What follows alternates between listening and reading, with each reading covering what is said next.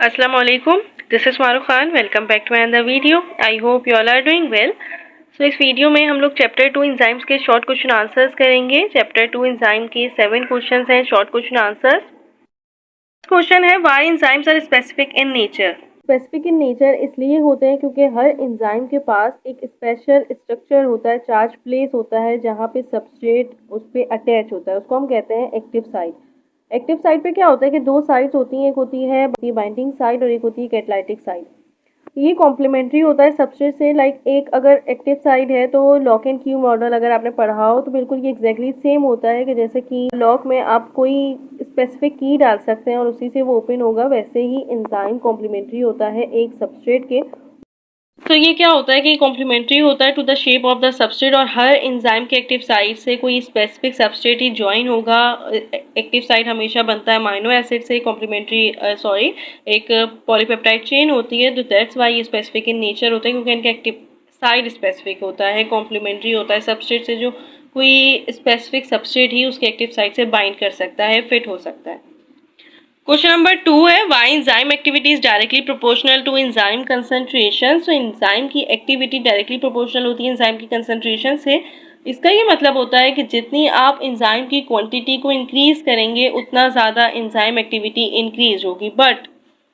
But क्या होता है कि एक within the initial phase of the reaction increasing the enzyme concentration will lead to an increase in the rate. Reaction rate उतना ही increase होता है, बट क्या होता है कि कंसंट्रेशन ये एंजाइम एक्टिविटी डायरेक्टली प्रोपोर्शनल होती है एंजाइम कंसंट्रेशन या सबस्ट्रेट कंसंट्रेशन के। तो जब सबस्ट्रेट की कंसंट्रेशन बहुत ज़्यादा हाई होती है तो एंजाइम की कंसंट्रेशन डायरेक्टली प्रोपोर्शनल होता है कंसंट्रेशन ऑफ एंजाइम से, एंजाइम की एक्टिविटी से। बट इन रियल कंडीशन ये ऐसा कुछ होता ही नहीं है।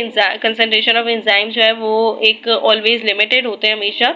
सो ये होता है कि एंजाइम की कंसंट्रेशन हमेशा इंक्रीज होती है, एंजाइम की एक्टिविटी हमेशा इंक्रीज होती है जब एंजाइम की कंसंट्रेशन हम इंक्रीज कर देते हैं, बट आफ्टर सम टाइम ये रिमेन्स कॉन्स्टेंट होता है कि जितने भी हम इंक्रीज करें इस पर कोई भी अमल, कोई भी चेंज नहीं आता है। नंबर 3 है why enzymes are called temperature sensitive. So enzyme temperature sensitive इसलिए होते हैं due to its proteinaceous composition. ये प्रोटीनिशियस इन नेचर होते हैं और जब एंजाइम जो एक मैक्सिमम वर्क करता है ना किसी टेम्परेचर पे, तो वो उसका ऑप्टिमम टेम्परेचर होता है। अबव और बिलो दिस टेम्परेचर एंजाइम की एक्टिविटी डिक्रीज हो जाती है क्योंकि इसकी प्रोटीनिशियस इन नेचर होती है। तो जब हाई टेम्परेचर करते हैं तो प्रोटीन डीनेचर हो सकते हैं, डीनेचर हो जाते हैं और फिर एंजाइम की एक्टिविटी डिक्रीज हो जाती है। तो ये सबसे बड़ा मेन फैक्टर यही होता है कि प्रोटीनिशियस इन नेचर होते हैं, इनकी प्रोटीनिशियस कंपोजिशन होती है।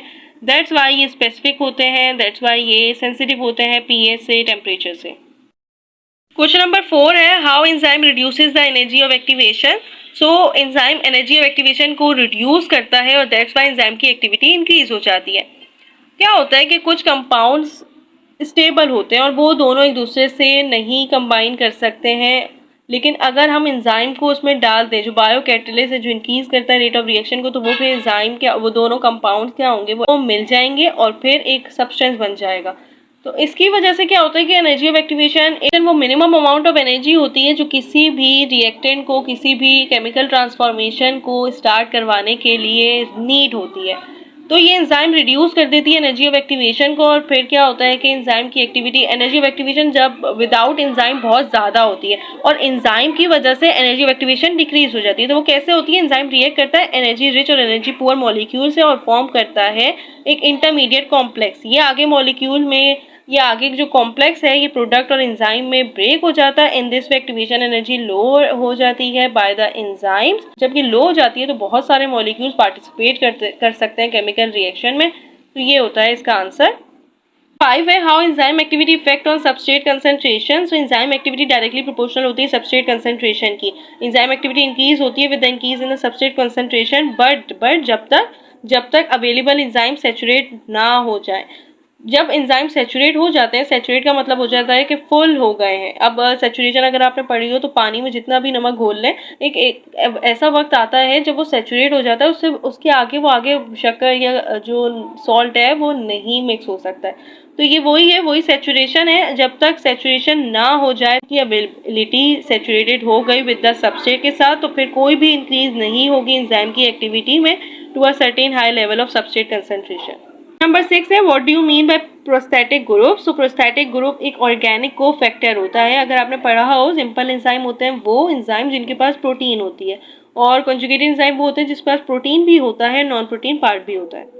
नॉन प्रोटीन पार्ट दो होते हैं, एक होता है ऑर्गेनिक और एक होता है इनऑर्गेनिक। इनऑर्गेनिक को तो आप हटा दें क्योंकि वो एक्टिवेटर्स होते हैं, बट जो प्रोस्थेटिक ग्रुप है वो ऑर्गेनिक कोफैक्टर होता है और ये एंजाइम से बाउंड करता है कोवेलेंटली और परमानेंट पार्ट ऑफ एंजाइम होता है। क्योंकि अगर हम बात करें ना तो एक कोफैक्टर के विदाउट एंजाइम जो होता है वो होता है एपो एंजाइम, और जब कोफैक्टर प्रोस्थेटिक ग्रुप वगैरह को हम मिला देते हैं एपो एंजाइम के साथ तो वो होता है होलो एंजाइम, और एपो एंजाइम इनएक्टिवेट एंजाइम होता है जब तक उसके साथ प्रोटीन नॉन प्रोटीन पार्ट जो कोफैक्टर है जो प्रोस्थेटिक ग्रुप में वो अटैच नहीं हो सकता, जब तक एंजाइम नहीं अपना काम कर सकेगा, जब तक वो एक्टिवेट नहीं हो सकेगा। तो ये दैट्स वाई बहुत मोस्ट इंपॉर्टेंट पार्ट होता है, ऑर्गेनिक कोफैक्टर होता है जो बाउंड करता है कोवेलेंटली और परमानेंट पार्ट ऑफ एंजाइम।